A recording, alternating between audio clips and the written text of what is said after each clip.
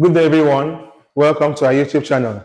Today, we are going to focus on the basic laws of indices. So we have the laws of addition, subtraction, multiplication, zero and negative indices. All right, for the first one, the law of addition, we have a raised to the power of m times a raised to the power of n. Since they have the same base, which is a, this can be simplified as a raised to the power of m. In law of addition, when we have multiplication sign here, we use a plus n. So this can be simplified as m plus n. Now let me take one of the examples and explain this further. The first one we have, simplify a raised to the power of 4 times a raised to the power of 3. So this will give me a, because I have the same base, raised to the power of 4 plus 3. So this will be simplified as a raised to the power of 7. The same thing can happen for b part. The b part we have y raised to the power of 3 times y raised to the power of 2. This can give us, they have the same base y, 3 plus 2. This will give me y raised to the power of 5.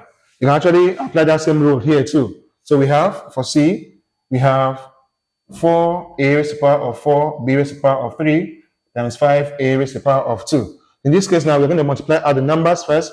So 4 times 5 gives me 20.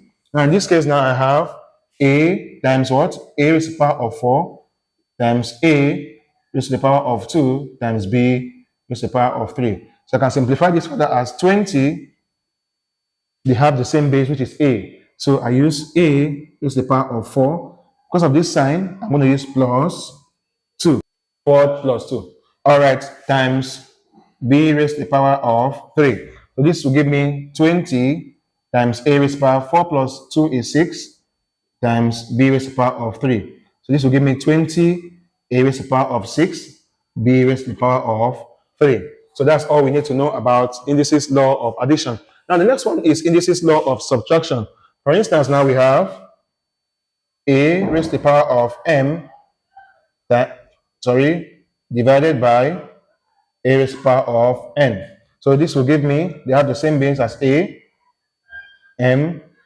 Because of the division sign, I'm going to use a minus n. So that's how the indices law of subtraction works. Now let me pick one of the examples there. We have a raised to the power of 10 divided by a raised to the power of 4. So I can simplify this as, they have the same base as a. Please, this only works when they have the same base, please. All right, so a, 10 minus 4. So this will give me a raised to the power of 6. All right, that is all we need to know about the indices law of subtraction. And let's go to the indices law of multiplication. Now, for instance, if we have a raised to the power of n raised to the power of n. So this can be simplified as a raised to the power of m times the n. So this will give me a raised to the power of m n. All right, now let's go to example 3. Example 3 says y raised to the power of 3 raised to the power of 4. All right, so this will give me y 3 times 4. This will give me y raised to the power of 12. All right, now the next one, let's go to the law, the zero and negative indices. But let's focus on 0 first. Now, any number raised to the power of 0 is 1. All right, so now for instance, now if I have 20 raised to the power of 0, it gives me 1. A raised to the power of 0 is equal to 1. All right, now let's go to our example. We have a raised to the power of 4 divided by a raised to the power of 4. So this will give me a raised to the power of 4. Division sign says which is minus 4. This will give me a raised to the power of 0, which is equal to 1. So we might be looking confused how we got the 1 in this case. Now let me show you something now. A raised to the power of 4 says a times a times a times a divided by the same thing, a times a times a times a. This cancels this, this cancels this, this cancels this, this cancels this. 1, all 1 time now. So in this case now, 1 times 1 times 1 times 1 equals to 1. 1 times 1 times 1 times 1 equals to 1. That's the main reason how we got a raised to the power of 0 being 1.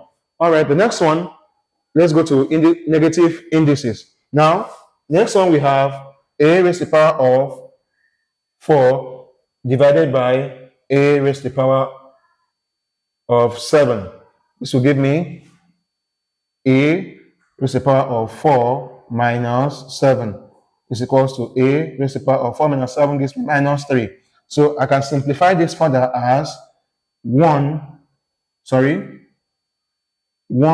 over a raised to the power of 3. It therefore means that a raised to the power of minus 3 can be simplified as 1 over a raised to the power of 3. All right, now let's go to our last example.